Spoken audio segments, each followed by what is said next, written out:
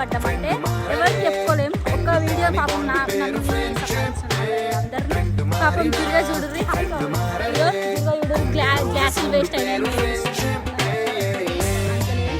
పాపం. నేనే